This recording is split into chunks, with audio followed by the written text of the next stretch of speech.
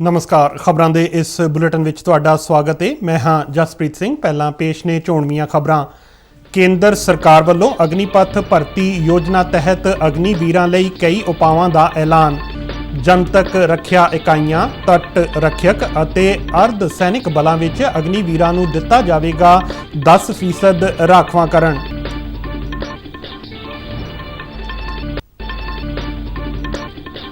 सूचना ते प्रसारण मंत्री अनुराग सिंह ठाकुर ने नौजवानों नूं अग्निपथ योजना के सारे पक्ष समझण दी कीती अपील।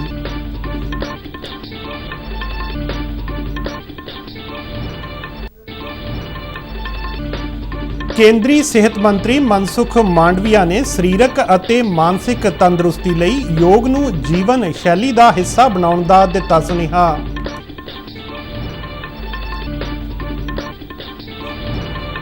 पंजाब समेत 11 सूबिਆਂ ਵਿੱਚ ਅੱਜ ਤੋਂ ਉਪ ਕੌਮੀ ਟੀਕਾਕਰਨ ਮੁਹਿੰਮ ਤਹਿਤ 5 ਸਾਲ ਤੱਕ ਦੀ ਉਮਰ ਦੇ ਬੱਚਿਆਂ ਨੂੰ ਪਿਲਾਈਆਂ ਜਾਣਗੀਆਂ ਪੋਲੀਓ ਦੀਆਂ ਬੂੰਦਾਂ।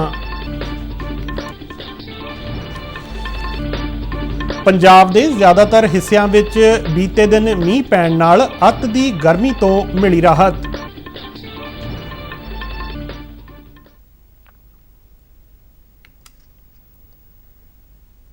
ਤੇ ਹੁਣ ਖਬਰਾਂ ਵਿਸਥਾਰ ਨਾਲ। ਕੇਂਦਰ ਸਰਕਾਰ ਨੇ ਅਗਨੀਪਥ ਭਰਤੀ ਯੋਜਨਾ ਦੇ ਤਹਿਤ ਅਗਨੀਵੀਰਾਂ ਲਈ ਕਈ ਉਪਾਵਾਂ ਦਾ ਐਲਾਨ ਕੀਤਾ ਹੈ। ਰੱਖਿਆ ਮੰਤਰਾਲੇ ਵੱਲੋਂ ਜਾਰੀ ਬਿਆਨ ਮੁਤਾਬਕ ਤਟ ਰੱਖਿਅਕ ਅਤੇ ਰੱਖਿਆ ਜਨਤਕ ਇਕਾਈਆਂ ਵਿੱਚ ਅਗਨੀਵੀਰਾਂ ਲਈ 10% ਅਸਾਮੀਆਂ ਰਾਖਵੀਆਂ ਕੀਤੀਆਂ ਗਈਆਂ ਨੇ। ਪਹਿਲੇ ਸਾਲ ਅਗਨੀਵੀਰਾਂ ਦੀ ਭਰਤੀ ਲਈ ਉਮਰ ਹੱਦ ਵਿੱਚ 2 ਸਾਲ ਦੀ ਛੋਟ ਦਾ ਐਲਾਨ ਕੀਤਾ ਗਿਆ ਹੈ। ਕੇਂਦਰੀ ਗ੍ਰਹਿ ਮੰਤਰਾਲੇ ਵੱਲੋਂ CAPF ਅਤੇ ਅਸਮ ਰਾਈਫਲਜ਼ ਵਿੱਚ ਭਰਤੀ ਲਈ 10% ਅਸਾਮੀਆਂ ਅਗਨੀਵੀਰਾਂ ਨੂੰ ਦਿੱਤੀਆਂ ਜਾਣਗੀਆਂ ਅਤੇ ਮੰਤਰਾਲੇ ਨੇ ਭਰਤੀ ਲਈ ਨਿਰਧਾਰਿਤ ਉਮਰ ਹੱਦ ਵਿੱਚ 3 ਸਾਲ ਦੀ ਛੋਟ ਦੇਣ ਦਾ ਵੀ ਫੈਸਲਾ ਕੀਤਾ ਹੈ। ਬਿਆਨ ਮੁਤਾਬਕ ਭਾਰਤੀ ਨੌ ਸੈਨਾ ਦੇ ਅਗਨੀਵੀਰਾਂ ਲਈ ਮਰਚੈਂਟ ਨੇਵੀ ਵਿੱਚ ਰੋਜ਼ਗਾਰ ਦੇ ਮੌਕੇ ਅਤੇ ਪ੍ਰਵੇਸ਼ ਲਈ 6 ਸੇਵਾ ਖੇਤਰ ਐਲਾਨੇ ਗਏ ਨੇ। ਇਸ ਤੋਂ ਇਲਾਵਾ ਸੂਬਾ ਸਰਕਾਰਾਂ ਨੇ ਪੁਲਿਸ ਵਿੱਚ ਭਰਤੀ ਲਈ ਅਗਨੀਵੀਰਾਂ ਨੂੰ ਪਹਿਲ ਦੇਣ ਦਾ ਐਲਾਨ ਕੀਤਾ ਹੈ। ਰੱਖਿਆ ਮੰਤਰਾਲੇ ਨੇ ਬਿਆਨ ਮੁਤਾਬਕ ਸਿੱਖਿਆ ਮੰਤਰਾਲਾ ਅਗਨੀਵੀਰਾਂ ਵੱਲੋਂ ਸੇਵਾ ਕਾਲ ਦੌਰਾਨ ਪ੍ਰਾਪਤ ਕੀਤੀ ਗਈ ਸਿਖਲਾਈ ਨੂੰ ਸਨਾਤਕ ਦੇ ਲਈ ਕ੍ਰੈਡਿਟ ਦੇ ਰੂਪ ਵਿੱਚ ਮਾਨਤਾ ਦੇਵੇਗਾ। ਸਿਵਲ ਖੇਤਰ ਵਿੱਚ ਅਗਨੀਵੀਰਾਂ ਦੇ ਕੈਰੀਅਰ ਨੂੰ ਅੱਗੇ ਵਧਾਉਣ ਲਈ ਇਗਨੂ ਵੱਲੋਂ ਅਨੁਕੂਲ ਡਿਗਰੀ ਪਾਠਕ੍ਰਮ ਦਿੱਤਾ ਜਾਏਗਾ। ਅਗਨੀਵੀਰਾਂ ਨੂੰ ਉਦਮਤਾ ਅਤੇ ਗੈਰ ਫੌਜੀ ਨੌਕਰੀਆਂ ਵਿੱਚ ਮੌਕੇ ਖੋਜਣ ਵਿੱਚ ਮਦਦ ਕਰਨ ਲਈ ਸਕਿੱਲ ਇੰਡੀਆ ਪ੍ਰਮਾਣਿਕਤਾ ਪ੍ਰਦਾਨ ਕੀਤੀ ਜਾਏਗੀ। ਜਨਤਕ ਖੇਤਰ ਦੇ ਬੈਂਕ, ਬੀਮਾ ਕੰਪਨੀਆਂ ਅਤੇ ਵਿੱਤੀ ਸੰਸਥਾਵਾਂ ਢੁਕਵੇਂ ਕਰਜ਼ਿਆਂ ਰਾਹੀਂ ਅਗਨੀਵੀਰਾਂ ਦਾ ਸਹਿਯੋਗ ਕਰਨਗੇ। ਕੇਂਦਰੀ ਸੂਚਨਾ ਤੇ ਪ੍ਰਸਾਰਣ ਮੰਤਰੀ अनुराग सिंह ठाकुर ने अग्निपथ योजना बारे नौजवानों ਨੂੰ ਹਿੰਸਾ ਦਾ ਰਾਹ ਨਾ ਅਪਣਾਉਣ ਦੀ ਅਪੀਲ ਕੀਤੀ ਹੈ। ਉਹਨਾਂ ਕਿਹਾ ਕਿ ਇਸ योजना ਦੇ ਸਾਰੇ ਪੱਖਾਂ ਨੂੰ ਜਾਣਨ ਦੀ ਜ਼ਰੂਰਤ ਹੈ। मेरा एक और देश के युवाओं से ये अनुरोध भी है, अपील भी है कि हिंसा का रास्ता अपनी बात रखने के लिए ठीक नहीं है।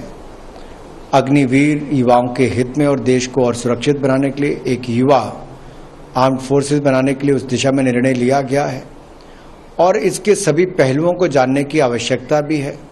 आपके जो भी कंसर्न है, जो भी विषय, उसको सरकार गंभीरता से सुन भी रही है और मुझे लगता है आगजनी करने से, हिंसा फैलाने से, उपद्रव मचाने से कुछ नहीं होगा, क्योंकि कुछ लोग अपनी राजनीतिक रोटियां सेंकने के लिए अगर करना चाहते हैं तो ये भी उचित नहीं है कि बच्चों के हाथ में झंडा देकर कोई निकाल देता है, कोई छोटे छोटे बच्चों को सड़कों पे निकालता है। ये उचित नहीं है।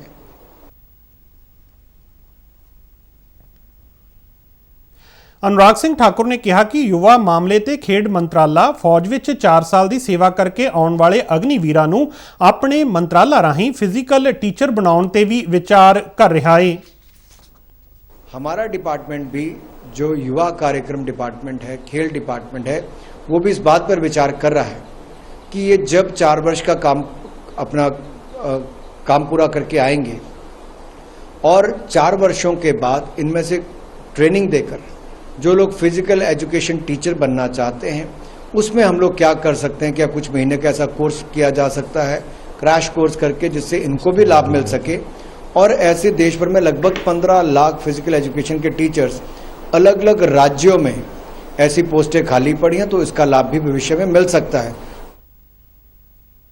ਭਾਰਤੀ ਜਨਤਾ ਪਾਰਟੀ ਦੇ ਸੀਨੀਅਰ ਨੇਤਾ ਅਤੇ ਸਾਬਕਾ ਕੇਂਦਰੀ ਸੂਚਨਾ ਤੇ ਪ੍ਰਸਾਰਣ ਰਾਜ ਮੰਤਰੀ ਕਰਨਲ ਰਾਜਿਆਵਰਧਨ ਸਿੰਘ ਰਾਠੌਰ ਨੇ ਕਿਹਾ ਹੈ ਕਿ ਅਗਨੀਪਥ ਯੋਜਨਾ ਨੂੰ 2 ਸਾਲ ਦੇ ਲੰਬੇ ਵਿਚਾਰ ਵਟਾਂਦਰੇ ਮਗਰੋਂ ਤਿਆਰ ਕੀਤਾ ਗਿਆ ਹੈ। ਉਹਨਾਂ ਕਿਹਾ ਕਿ ਇਸ ਯੋਜਨਾ ਦਾ ਮਕਸਦ ਫੌਜ ਨੂੰ ਆਧੁਨਿਕ ਬਣਾਉਣਾ है। पूरे 2 साल के गहन अध्ययन के बाद भारत की सेना ने किस तरह से भारत की सेना मॉडर्नाइज हो सके, किस तरह से अब तक जितने युवाओं को अवसर मिलता था भारतीय सेना में आने का, उनसे ज्यादा युवाओं को अवसर मिल सके, और साथ साथ भारतीय सेना की ट्रेनिंग के बाद समाज में जो युवा जाते हैं उनको भी एक बेहतर प्लेटफॉर्म जीवन के लिए आगे मिल सके।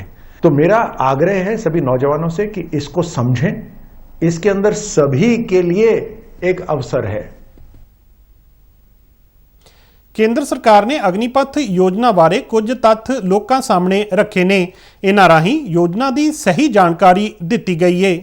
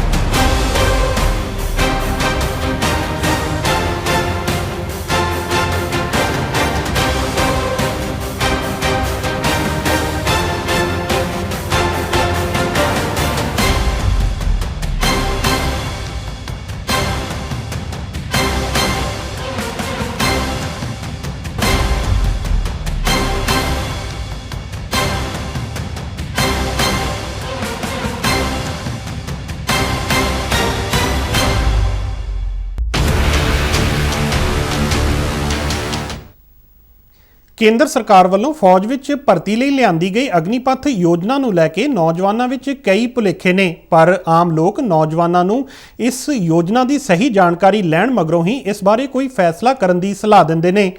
ਲੋਕਾਂ ਮੁਤਾਬਕ ਘੱਟ ਉਮਰ ਵਿੱਚ ਫੌਜ ਵਿੱਚ ਜਾ ਕੇ ਨੌਜਵਾਨਾਂ ਨੂੰ ਕਈ ਖੇਤਰਾਂ ਵਿੱਚ ਫਾਇਦਾ ਮਿਲੇਗਾ। ਇੱਕ ਰਿਪੋਰਟ। ਗੁਰਦਾਸਪੁਰ ਦੇ ਵਸਨੀਕ ਪੰਕਜ ਮਹਾਜਨ ਦਾ ਕਹਿਣਾ ਹੈ ਕਿ ਅਗਨੀਪਥ ਰਾਹੀਂ ਫੌਜ ਵਿੱਚ ਸ਼ਾਮਲ ਹੋਣ ਲਈ ਰੱਖੀ ਗਈ ਭਰਤੀ ਦੀ ਉਮਰ ਸੰਭਲਣ ਦੀ ਹੁੰਦੀ ਹੈ ਅਤੇ ਜਿਹੜੇ ਬੱਚੇ ਇਸ ਉਮਰ ਵਿੱਚ ਦੇਸ਼ ਸੇਵਾ ਲਈ ਫੌਜ ਵਿੱਚ ਜਾਣਗੇ ਉਹ ਇੱਕ ਅਨੁਸ਼ਾਸਿਤ ਨਾਗਰਿਕ ਬਣ ਕੇ ਸਮਾਜ ਵਿੱਚ ਆਉਣਗੇ। ਇਹ ਜਿਹੜੀ ਉਮਰ ਹੁੰਦੀ ਆ 17 ਸਾਲ ਤੋਂ 21 22 ਸਾਲ ਜਾਂ 23 24 ਸਾਲ 25 ਸਾਲ ਆ ਬੜੀ ਸੰਭਲਣ ਵਾਲੀ ਉਮਰ ਹੁੰਦੀ ਆ, ਜਿਸ ਵਿੱਚ ਕਈ ਨੌਜਵਾਨ ਸਾਡੇ ਅੱਜ ਦੇ ਨਸ਼ੇ ਵਿੱਚ ਪੈ ਜਾਂਦੇ ਆ। ਪਰ ਮੈਂ ਸਮਝਦਾ ਜਿਹੜੇ ਬੱਚੇ ਇਸ ਉਮਰ ਵਿੱਚ ਦੇਸ਼ ਦੀ ਸੇਵਾ ਕਰਨਗੇ ਉਹ ਇੱਕ ਚੰਗਾ ਅਨੁਸ਼ਾਸਨ ਦੇਖਣਗੇ, ਡਿਸਪਲਿਨ 'ਚ ਰਹਿ ਕੇ ਇੱਕ ਦੇਸ਼ ਦੀ ਤੇ ਆਪਣੇ ਮਾਪਿਆਂ ਦੀ ਇੱਕ ਚੰਗੀ ਸੇਵਾ ਕਰ ਸਕਣਗੇ ਤੇ ਦੇਸ਼ ਦਾ ਭਵਿੱਖ ਉਜਵਲ ਬਣਾ ਸਕਣਗੇ। ਇਸੇ ਤਰ੍ਹਾਂ ਅਤੁਲ ਅਗਨੀਪਥ ਯੋਜਨਾ ਵਿੱਚ ਇਸ ਸਾਲ ਲਈ ਉੱਪਰਲੀ ਉਮਰ ਹੱਦ ਨੂੰ 2 ਸਾਲ ਲਈ ਵਧਾਉਣ ਦਾ ਸਵਾਗਤ ਕਰ ਰਹੇ ਨੇ। ਅਗਨੀਪਥ ਯੋਜਨਾ ਜਿਹੜੀ ਸਰਕਾਰ ਨੇ ਲਿਆਂਦੀ ਹੈ ਬਹੁਤ ਵਧੀਆ ਸੀ, ਪਹਿਲੇ ਵੀ ਵਧੀਆ ਸੀ। ਹੁਣ ਸਰਕਾਰ ਨੇ ਜਿਹੜਾ ਸੰਸ਼ੋਧਨ ਕੀਤਾ ਵਾ, ਏਜ ਪਹਿਲੇ 23 ਸਾਲ ਸੀ, ਹੁਣ 21 ਸਾਲ ਸੀ, ਹੁਣ 23 ਸਾਲ ਕੀਤੀ ਆ ਤੇ ਆਪਾਂ ਤੇ ਸਵਾਗਤ ਕਰਨੇ ਉਹਦਾ। ਜਿਹੜੀ ਜਿੱਦਾਂ ਯੁਵਾਵਾਂ ਦੀ ਮੰਗ ਸੀ ਕਿ 21 ਸਾਲ ਜਿਹੜੀ ਆ ਘੱਟ ਹੈਗੀ ਆ, 23 ਸਾਲ ਕੀਤੀ ਜਾਏ, ਉਹ ਸਰਕਾਰ ਨੇ ਜਿਹੜਾ ਫੈਸਲਾ ਜਿਹੜਾ ਮੰਨਿਆ ਵਾ ਯੁਵਾਵਾਂ ਦਾ। ਤੇ ਮੈਂ ਨਾਲ ਹੀ ਦੇਸ਼ ਦੇ ਯੁਵਾਵਾਂ ਨੂੰ ਇੱਕ ਅਪੀਲ ਵੀ ਕਰਦਾ ਚਾਹੁੰਦਾ ਕਿ ਜਿਹੜੀਆਂ ਸਰਕਾਰ ਜਿਹੜੀ ਆ ਸਕੀਮ ਲਿਆਈ ਆ ਇਹਨੂੰ ਤੁਸੀਂ ਚੰਗੀ ਤਰ੍ਹਾਂ ਸਮਝੋ, ਪਹਿਲੇ ਸਮਝ ਕੇ ਤੁਹਾਨੂੰ ਪਤਾ ਲੱਗਿਆ, ਕਿਸੇ ਦੇ ਕਹਿਣ ਤੇ ਬਹਿਕਾਵੇ ਤੇ ਨਾ ਆਓ। ਜੋ ਸਰਕਾਰ ਨੇ ਦੱਸਣਾ ਸੱਚ ਤੇ ਉਹੀ ਹੋਣਾ, ਲੋਕਾਂ ਦੇ ਕਹਿਣ ਤੇ ਬੜੀ ਦੁਨੀਆ ਦੇ ਵਿੱਚ ਹੁਣ ਜਿਹੜਾ ਪ੍ਰਚਾਰ ਹੋ ਰਿਹਾ ਤੋਂ ਬਚਿਆ ਜਾਏ। ਨਿਤਿਨ ਮਹਿਰਾ ਦੇ ਵਿਚਾਰ ਵਿੱਚ ਜਿਹੜਾ ਅਗਨੀਪਥ ਯੋਜਨਾ ਬਾਰੇ ਵਿਸਥਾਰ ਨਾਲ ਜਾਣਕਾਰੀ ਲੈ ਲਵੇਗਾ ਉਹ ਇਸ ਦਾ ਵਿਰੋਧ ਕਿਸੇ ਵੀ ਕੀਮਤ ਤੇ ਨਹੀਂ ਕਰੇਗਾ। ਜਿਹੜਾ ਇਸ ਯੋਜਨਾ ਨੂੰ ਪੂਰੀ ਤਰ੍ਹਾਂ ਪੜ੍ਹ ਲੈਂਦਾ ਉਹਦਾ ਵਿਰੋਧ ਨਹੀਂ ਕਰੇਗਾ। ਤੇ ਇਸ ਤੋਂ ਇਲਾਵਾ ਜੇ ਕੋਈ ਥੋੜ੍ਹਾ ਬਹੁਤ ਵਿਰੋਧ ਦਾ ਕਾਰਨ ਕੁਛ ਪਿਛਲੇ ਦਿਨਾਂ 'ਚ ਅਸੀਂ ਦੇਖਿਆ ਤਾਂ ਉਹਨੂੰ ਵੀ ਅੱਜ ਮੋਦੀ ਸਰਕਾਰ ਨੇ ਉਹ 'ਚ ਸੋਧ ਕਰਦੇ ਹੋਏ ਉਹ ਕਾਰਨ ਵੀ ਖਤਮ ਕਰ ਦਿੱਤਾ, ਜਿਹਦੇ ਵਿੱਚ ਜਿਹੜੀ ਇੱਕ ਉਮਰ ਦੀ ਜਿਹੜੀ ਸੀਮਾ ਸੀ ਉਹ 2 ਸਾਲ ਵਧਾ ਦਿੱਤੀ ਗਈ ਹੈ। ਯਕੀਨਨ ਨੌਜਵਾਨਾਂ ਨੂੰ ਇਸ ਅਗਨੀਪਥ ਯੋਜਨਾ ਬਾਰੇ ਵਿਸਥਾਰ ਨਾਲ ਜ਼ਰੂਰ ਸਮਝਣਾ ਚਾਹੀਦਾ ਹੈ ਤਾਂ ਜੋ ਉਹਨਾਂ ਦੇ ਸਾਰੇ ਭੁਲੇਖੇ ਦੂਰ ਹੋ ਸਕਣ। ਗੁਰਦਾਸਪੁਰ ਤੋਂ ਬਿਸ਼ੰਬਰ ਬਿੱਟੂ ਨਾਲ ਸ਼ਿਸ਼ੂ ਸ਼ਰਮਾ ਸ਼ਾਂਤਲ, ਦੂਰਦਰਸ਼ਨ ਸਮਾਚਾਰ, ਜਲੰਧਰ। 21 ਜੂਨ ਨੂੰ ਹੋਣ ਵਾਲੇ 8ਵੇਂ ਅੰਤਰਰਾਸ਼ਟਰੀ ਯੋਗ ਦਿਵਸ ਨੂੰ ਲੈ ਕੇ ਦੇਸ਼ ਸਮੇਤ ਦੁਨੀਆ ਦੇ ਵੱਖ-ਵੱਖ ਹਿੱਸਿਆਂ ਵਿੱਚ ਲੋਕਾਂ ਵਿੱਚ ਭਾਰੀ ਉਤਸ਼ਾਹ ਹੈ। ਦੇਸ਼ ਵਿੱਚ ਕੌਮੀ ਪੱਧਰ ਦਾ ਯੋਗ ਸਮਾਗਮ ਕਰਨਾਟਕ ਦੇ ਮੈਸੂਰ ਪੈਲੇਸ ਗਰਾਊਂਡ ਵਿੱਚ ਹੋਵੇਗਾ। ਪ੍ਰਧਾਨ ਮੰਤਰੀ ਨਰਿੰਦਰ ਮੋਦੀ ਇਸ ਸਮਾਗਮ ਦੀ ਅਗਵਾਈ ਕਰਨਗੇ ਅਤੇ ਇਸ ਵਿੱਚ ਤਕਰੀਬਨ 15,000 ਯੋਗ ਉਤਸ਼ਾਹੀ ਯੋਗ ਆਸਣਾਂ ਵਿੱਚ ਹਿੱਸਾ ਲੈਣਗੇ। ਆਜ਼ਾਦੀ ਕਾ ਅੰਮ੍ਰਿਤ ਮਹਾਉਤਸਵ ਦੇ ਇਸ ਸਾਲ ਵਿੱਚ ਦੇਸ਼ ਵਿੱਚ ਤਕਰੀਬਨ 75 ਆਈਕੋਨਿਕ ਸਥਾਨਾਂ ਤੇ ਵੀ ਅੰਤਰਰਾਸ਼ਟਰੀ ਯੋਗ ਦਿਵਸ ਮਨਾਇਆ ਜਾਵੇਗਾ। ਪੰਜਾਬ ਵਿੱਚ ਇਸ ਲਈ ਅੰਮ੍ਰਿਤਸਰ ਲਾਗੇ ਕੌਮਾਂਤਰੀ ਸਰਹੱਦ ਤੇ ਸਥਿਤ ਅਟਾਰੀ ਚੌਂਕੀ JCP ਤੇ ਯੋਗ ਸੰਬੰਧੀ ਸਮਾਗਮ ਹੋਵੇਗਾ। ਕੇਂਦਰੀ ਰੱਖਿਆ ਰਾਜ ਮੰਤਰੀ ਅਜੇ ਭੱਟ ਇਸ ਸਮਾਗਮ ਦੇ ਮੁੱਖ ਮਹਿਮਾਨ ਹੋਣਗੇ। ਇਸ ਸਾਲ ਦੇ ਅੰਤਰਰਾਸ਼ਟਰੀ ਯੋਗ ਦਿਵਸ ਦਾ ਵਿਸ਼ਾ ਹੈ ਮਾਨਵਤਾ ਲਈ ਯੋਗ, ਜਿਸ ਦਾ ਐਲਾਨ ਪ੍ਰਧਾਨ ਮੰਤਰੀ ਨਰਿੰਦਰ ਮੋਦੀ ਨੇ ਮਨ ਕੀ ਬਾਤ ਦੇ ਆਪਣੇ ਸੰਬੋਧਨ ਵਿੱਚ ਕੀਤਾ ਸੀ। ਕੇਂਦਰੀ ਸਿਹਤ ਤੇ ਪਰਿਵਾਰ ਭਲਾਈ ਮੰਤਰੀ ਮਨਸੁਖ ਮਾਂਡਵੀਆ 21 ਜੂਨ ਨੂੰ ਕੌਮਾਂਤਰੀ ਯੋਗ ਦਿਵਸ ਮੌਕੇ ਗੁਜਰਾਤ ਦੇ ਕੇਵੜੀਆ ਵਿੱਚ ਸਟੈਚੂ ਆਫ ਯੂਨਿਟੀ ਤੋਂ ਜਸ਼ਨਾਂ ਦੀ ਅਗਵਾਈ ਕਰਨਗੇ। ਆਜ਼ਾਦੀ ਕਾ ਅੰਮ੍ਰਿਤ ਮਹਾਉਤਸਵ ਨੂੰ ਸਮਰਪਿਤ ਇਸ ਵਰ੍ਹੇ ਦੇ ਕੌਮਾਂਤਰੀ ਯੋਗ ਦਿਵਸ ਨੂੰ ਸਮੁੱਚੇ ਦੇਸ਼ ਵਿੱਚ 75 ਪ੍ਰਮੁੱਖ ਸਥਾਨਾਂ ਤੇ ਮਨਾਇਆ ਜਾਏਗਾ। ਡਾਕਟਰ ਮਾਂਡਵੀਆ ਨੇ ਇੱਕ ਸੁਨੇਹਾ ਜਾਰੀ ਕਰਦਿਆਂ ਕਿਹਾ ਕਿ ਸਿਹਤ ਦੀ ਤੰਦਰੁਸਤੀ ਲਈ ਯੋਗ ਦੀ ਆਦਤ ਨੂੰ ਪ੍ਰਫੁੱਲਤ ਕੀਤਾ ਜਾਣਾ ਚਾਹੀਦਾ ਹੈ। ਉਹਨਾਂ ਕਿਹਾ ਕਿ ਬਿਮਾਰੀਆਂ ਨੂੰ ਦੂਰ ਰੱਖਣ ਅਤੇ ਤੰਦਰੁਸਤੀ ਲਈ ਇਹ ਬੇਹੱਦ ਮਹੱਤਵਪੂਰਨ ਹੈ ਕਿ ਯੋਗ ਹਰੇਕ ਵਿਅਕਤੀ ਦੇ ਜੀਵਨ ਦਾ ਹਿੱਸਾ ਬਣੇ।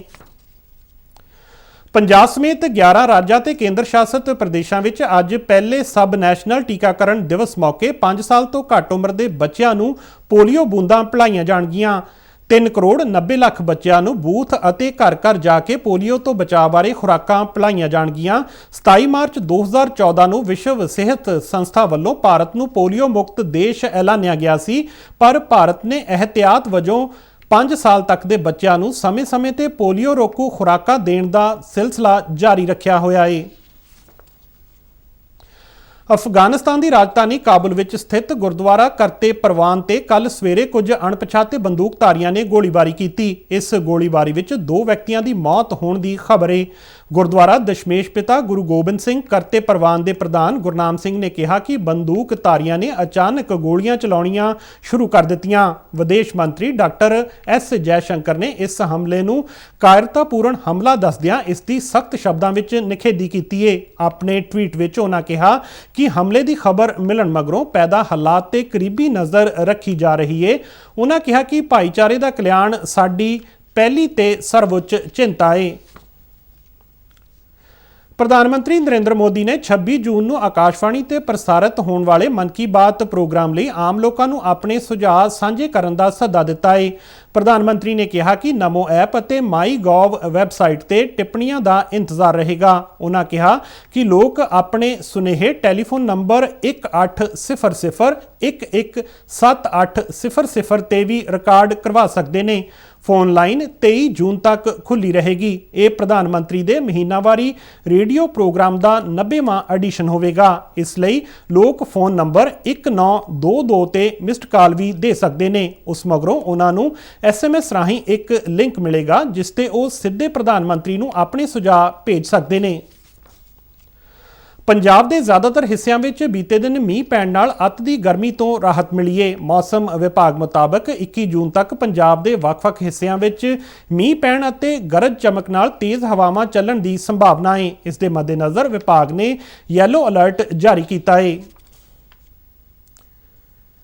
ਨੀਦਰਲੈਂਡ ਵਿੱਚ ਚੱਲ ਰਹੇ ਮਹਿਲਾਵਾਂ ਦੇ ਹਾਕੀ ਪ੍ਰੋ ਲੀਗ ਟੂਰਨਾਮੈਂਟ ਵਿੱਚ ਕੱਲ ਖੇਡੇ ਗਏ ਮੈਚ ਵਿੱਚ ਭਾਰਤੀ ਟੀਮ ਨੇ ਅਰਜਨਟੀਨਾ ਨੂੰ 3 ਦੇ ਮੁਕਾਬਲੇ 4 ਗੋਲਾਂ ਦੇ ਫਰਕ ਨਾਲ ਹਰਾਇਆ। ਨਿਰਧਾਰਤ ਸਮੇਂ ਵਿੱਚ 3-3 ਦੀ ਬਰਾਬਰੀ ਤੇ ਰਹਿਣ ਤੋਂ ਬਾਅਦ ਪੈਨਲਟੀ ਸ਼ੂਟ ਆਊਟ ਰਾਹੀਂ ਜਿੱਤ ਹਾਰ ਦਾ ਨਿਰਣਾ ਕੀਤਾ ਗਿਆ। ਇਸ ਜਿੱਤ ਨਾਲ ਭਾਰਤੀ ਟੀਮ ਅੰਕ ਸੂਚੀ ਵਿੱਚ 12 ਅੰਕਾਂ ਨਾਲ ਤੀਜੇ ਸਥਾਨ ਤੇ ਪਹੁੰਚ ਗਈ ਹੈ, ਜਦਕਿ ਅਰਜਨਟੀਨਾ ਸਿਖਰਲੇ ਸਥਾਨ ਤੇ ਬਣਿਆ ਹੋਇਆ ਹੈ। ਭਾਰਤ ਅਤੇ ਦੱਖਣ ਅਫਰੀਕਾ ਵਿਚਾਲੇ ਪੰਜਵਾਂ ਤੇ ਆਖਰੀ 2020 ਕ੍ਰਿਕਟ ਮੈਚ ਅੱਜ ਬੰਗਲੁਰੂ ਵਿੱਚ ਖੇਡਿਆ ਜਾਵੇਗਾ। ਰਾਏਕੋਟ ਵਿੱਚ ਹੋਏ ਚੌਥੇ ਮੈਚ ਵਿੱਚ ਦੱਖਣ ਅਫਰੀਕਾ ਨੂੰ 82 ਦੌੜਾਂ ਦੇ ਵੱਡੇ ਫਰਕ ਨਾਲ ਹਰਾ ਕੇ ਭਾਰਤ ਨੇ 5 ਮੈਚਾਂ ਦੀ ਇਸ ਲੜੀ ਵਿੱਚ 2-2 ਦੀ ਬਰਾਬਰੀ ਕਰ ਲਈ ਏ। ਦੋਵੇਂ ਟੀਮਾਂ ਇਸ ਲੜੀ ਨੂੰ ਜਿੱਤਣ ਲਈ ਇਸ ਮੈਚ ਵਿੱਚ ਆਪਣੀ ਪੂਰੀ ਵਾਹ ਲਾਉਣਗੀਆਂ ਅਤੇ ਕ੍ਰਿਕਟ ਪ੍ਰੇਮੀਆਂ ਨੂੰ ਇੱਕ ਰੋਮਾਂਚਕ ਮੈਚ ਦੇਖਣ ਨੂੰ ਮਿਲੇਗਾ। ਇਸ ਦੇ ਨਾਲ ਹੀ ਖਬਰਾਂ ਦਾ ਇਹ ਬੁਲੇਟਿਨ ਖਤਮ ਹੁੰਦਾ ਹੈ। ਮੈਂ ਮਾਸਕ ਲਗਾ ਕੇ ਸਟੂਡੀਓ ਤੋਂ ਬਾਹਰ ਜਾ ਰਿਹਾ ਹਾਂ। ਤੁਸੀਂ ਵੀ ਜਦੋਂ ਬਾਹਰ ਜਾਓ ਤਾਂ ਮਾਸਕ ਜ਼ਰੂਰ ਲਗਾਓ। ਇਜਾਜ਼ਤ ਦਿਓ। ਨਮਸਕਾਰ।